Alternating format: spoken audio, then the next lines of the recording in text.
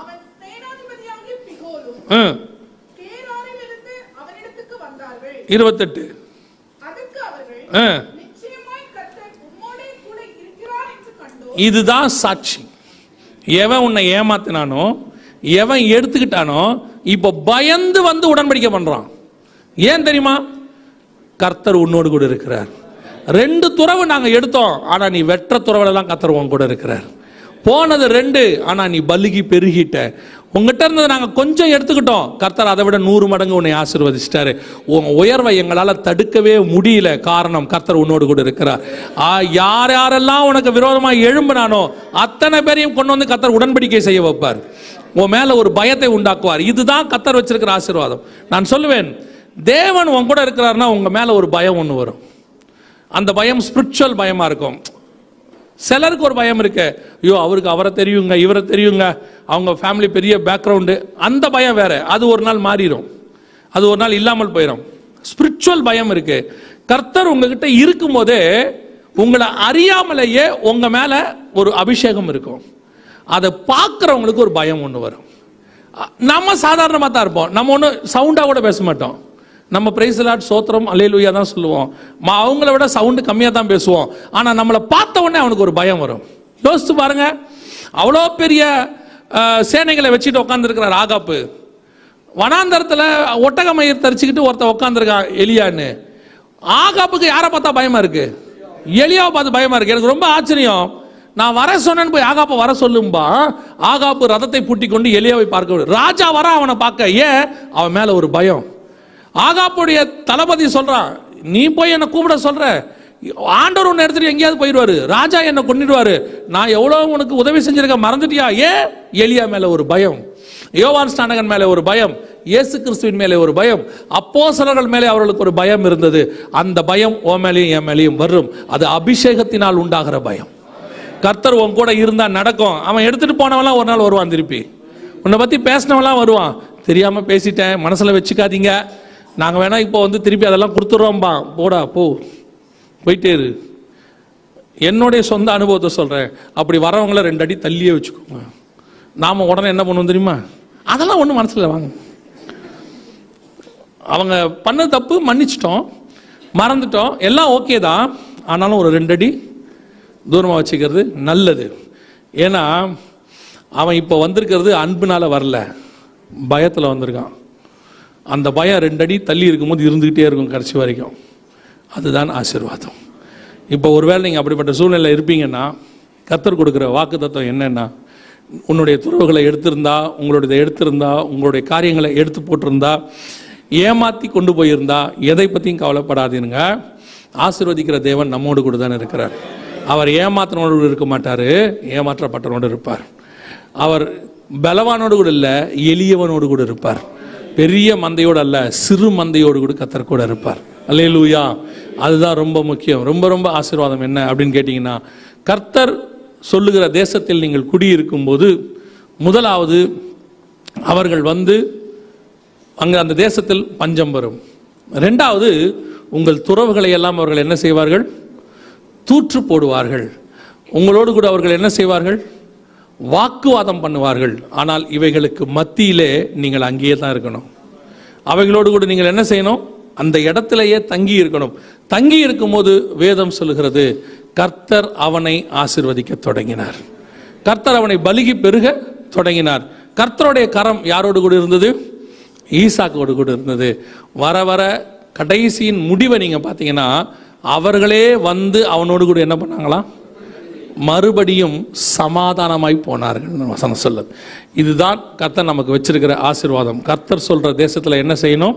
குடியிருக்கணும். இன்னும் ஒரே ஒரு காரியம் இருக்கு, அதை நான் சொல்லிட்டு ஜோமனி முடிக்க விரும்புகிறேன். அதுல இன்னொரு வசனத்தை வாசிங்க, 3:4 வாசிங்க.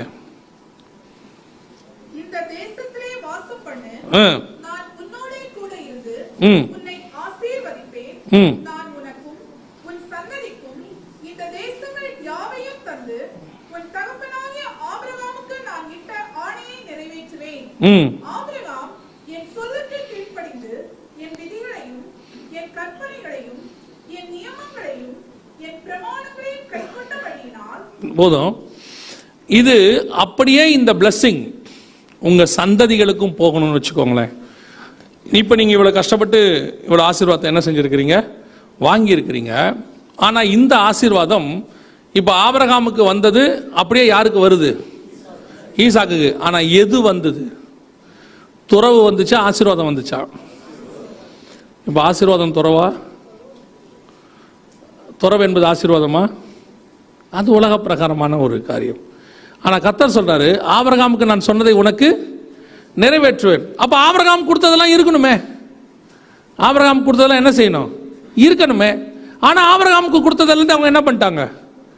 அப்புறம் என்ன ஆபிரகாமுக்கு கொடுத்தது எனக்கு வரும் அப்படின்னு கேட்டீங்கன்னா, கர்த்தர் உங்களுக்கு கொடுத்த ஆவிக்குரிய ஆசீர்வாதம் உங்கள் பிள்ளையின் மேல் தங்கி இருக்கும். நீங்க கொடுக்கிற வீடு இருக்கோ இல்லையோ, நீங்க கொடுக்கிற கார் இருக்கோ இல்லையோ, நீங்கள் வச்சிட்டு போற நகை இருக்கோ இல்லையோ, நீங்கள் வச்சிருக்கிற பேங்க் பேலன்ஸ் உங்க பிள்ளைக்கு போதோ இல்லையோ, இதெல்லாம் நீங்கள் ஆசீர்வாதம் நினைச்சு வச்சுட்டு போறீங்க. ஆனா கர்த்தர் சொல்ற ஆசீர்வாதம் இது இல்ல. துறவு போயிடும், அவங்க எடுத்துப்பாங்க, தூர்த்து போட்டுருவாங்க. இந்த வேர்ல்ட்லி பிளெஸிங் கடந்து வருமானது கிடையாது. அது போனாலும் போகட்டும், அதை கர்த்தர் திருப்பி உங்க பிள்ளைகளுக்கு சந்ததிக்கு ஆசீர்வதிக்க வல்லமையுள்ளவராக இருக்கிறார். ஆனா உனக்கு ஸ்பிரிச்சுவலி நான் ஒரு வாக்குத்தத்தம் பண்ணேன் பாரு, பரலோகத்திலிருந்து உனக்கு ஒன்று சொன்னல, அது உனக்கு மட்டுமல்ல உன் சந்ததிக்கும் வரும். இன்னைக்கு நம்ம பல நேரத்தில் நம்முடைய சந்ததிகளுக்கு போகணும்னு எதை விரும்புகிறோம்?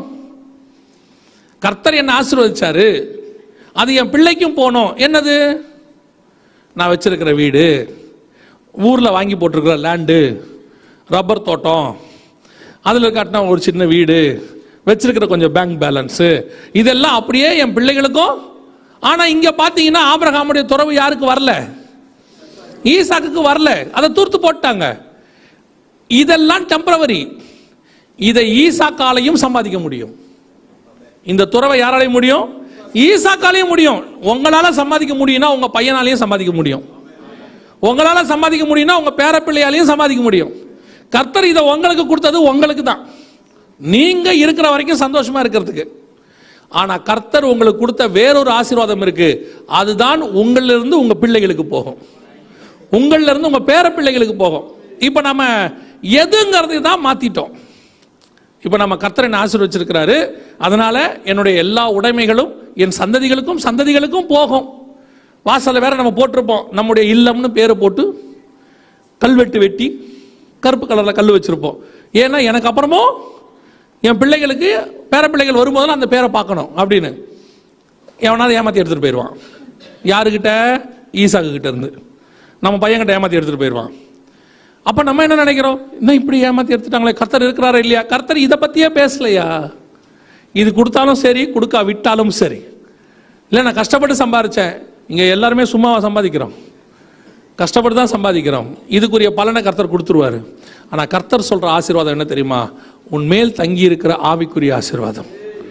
வசனம் சொல்லுது, என் கற்பனைகளையும் என் நியமங்களையும் என் கட்டளைகளையும் அவன் கை கொண்டபடியினாலே நான் உன் சந்ததியை வானத்தின் நட்சத்திரத்தை போல பெருக பண்ணி. Heavenly blessings.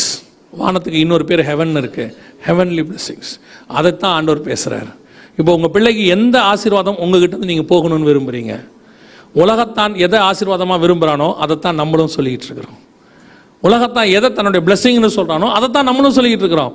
அவன் எது தன் பிள்ளைகளுக்கு வச்சுட்டு போறானோ நாமளும் எதை தான் வச்சுட்டு போறோம், அதே தான் வச்சுட்டு போறோம்னு நினைக்கிறோம். நான் சொல்றேன், நீங்கள் உங்கள் பிள்ளைகளுக்கு எதை வச்சுட்டு போறீங்களோ இல்லையோ, அது நிரந்தரமா இருக்குமோ இல்லையோ நமக்கு தெரியாது. நம்ம அப்பா அம்மா வச்சுட்டு போன எதுவுமே நமக்கு பாதி வரல, நிறைய பேருக்கு முழுசாவே வரல, நிறைய அப்பா அம்மா வச்சுட்டே போல. நான் என் ஃப்ரெண்டை கேட்டேன், உங்க அப்பா என்னடா வச்சுட்டு போனாருன்னு கேட்டேன். கடன் வச்சுட்டு போனாருன்னு சொன்னான்.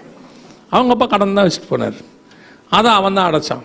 எதுக்கு சொல்றேன், அங்கிருந்து இங்க என்ன வரும் நமக்கு தெரியுமோ தெரியாது. ஆனா ஒன்று வரும், என் தகப்பன் மேல ஒரு ஆசீர்வாதம் தங்கி இருந்தது, ஒரு வாக்கு தத்தம் இருந்தது, பரலோகம் என்னை பாதுகாத்துக் கொள்ளும்ங்கிற ஒரு நம்பிக்கை இருந்தது. அது என் பிள்ளையின் மேலும் இருக்கும், அது என் மேலிருந்து என் பிள்ளைகளின் மேலே போகும். இந்த உலகத்தில் இருக்கிற எது என்னை விட்டு அழிந்து போனாலும் இந்த பாதுகாப்பு ஆசீர்வாதம் என் மேல் இருக்கும். இது மற்ற எல்லாத்தையும் கொடுத்துரும். ஆபிரகாம் கொடுத்த துறவையும் திருப்பி கொடுத்துரும்.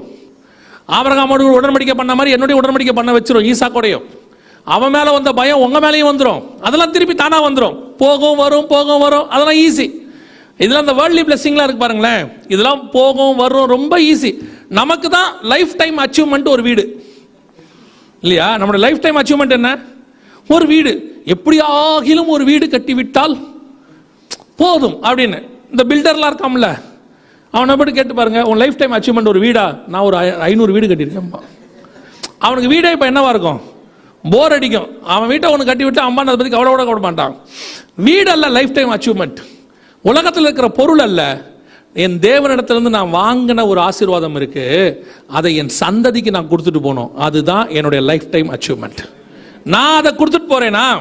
என் ஆவிக்குரிய வாழ்க்கை அந்த மாதிரி இருக்குதா? என் தேவனுடைய கற்பனைகளையும் நியமங்களையும் கை கொண்டாதான் அது வரும். இன்னைக்கு நாம எதை பாதுகாத்துட்டு இருக்கிறோம்? கர்த்தர் எனக்கு ஒரு வீடு கொடுத்தார், பத்திரமா பார்த்துக்கணும். ஏன்? என் பையனுக்கு போகணும். கர்த்தர் எனக்கு ஒரு நகை கொடுத்தார், அதை ஒரு லாக்கர்ல வச்சு பத்திரமா வச்சு எப்படியாவது வர மருமகள் கிட்ட அப்படியே கொடுத்து, பாருமா நான் 100 ஆக்கிட்டேன், நீ 200 ஆக்கணும். அப்புறம் சொல்லி கொடுத்துட்டு போ, உன் பிள்ளைங்கள் வரும்போது 300 ஆக்கணும் வச்சுக்கோங்க. திடீரென்று ஒரு நாள் பூகம்பம் வரும், 300 உள்ளே போகும். குஜராத்தில் நடந்துச்சு. அதைத்தான் நான் சொன்னேன். நான் சொல்லலை. பெரிய வைர வியாபாரி 5 அடுக்கு மாடி 3 அடுக்குல என்னமோ நகையும் வைரம் இல்லை வியாபாரம் பண்ணிட்டு இருந்திருக்கிறாரு.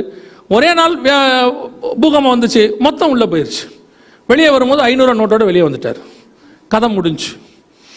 இது அல்ல நிரந்தரம். ஆனால் நீங்கள் கர்த்தரிடத்திலிருந்து ஒரு வாக்குத்தத்தத்தை வாங்கி உங்கள் பிள்ளைக்கு கொடுத்துட்டீங்கன்னா அது அவனை தலைமுறையாய் காப்பாத்திரும். நீங்க வச்சுட்டு போனதும் இருந்தாலும் இருக்கும், இல்லாட்டியும் இருக்கும். ஆனா இது நிரந்தரமா இருக்கும். அதை வாங்கி கொடுக்கிற அளவுக்கு உங்க ஆவிக்குரிய வாழ்க்கை இருக்கணும். அதுதான் உண்மையிலேயே பிளெஸிங். அந்த ஆவிக்குரிய வாழ்க்கையுடைய அந்த ஸ்டாண்டர்ட் நம்ம கிட்ட இருக்குதா? நம்மளை பொறுத்த வரைக்கும் என்ன, சபைக்கு வரோம், ஆராதனையில் அட்டன் பண்ணுறோம், உண்மையாக இருக்கிறோம், அதெல்லாம் எந்த மாற்று கருத்தும் இல்லை. ஆராதனைக்கு உண்மையாக இருக்கிறோம், கரெக்ட் டயத்துக்கு வந்துடுறோம், போகும்போது கரெக்ட் டயத்துக்கு போயிடுறோம், அதில் எந்த மாற்று கருத்தும் இல்லை. ஆனால் ஆண்டவர்கிட்ட இருந்து வாங்கி உங்கள் சந்ததிக்கு கொடுத்துருக்குறோமா? அது இருக்கா அந்த வாக்கு தத்தம்? அப்படி ஏதாவது ஆண்டவர்கிட்ட வந்து வாங்கியிருக்கிறோமா அப்படிங்கிறத யோசிக்கணும். அதுதான் நிரந்தர ஆசீர்வாதம்.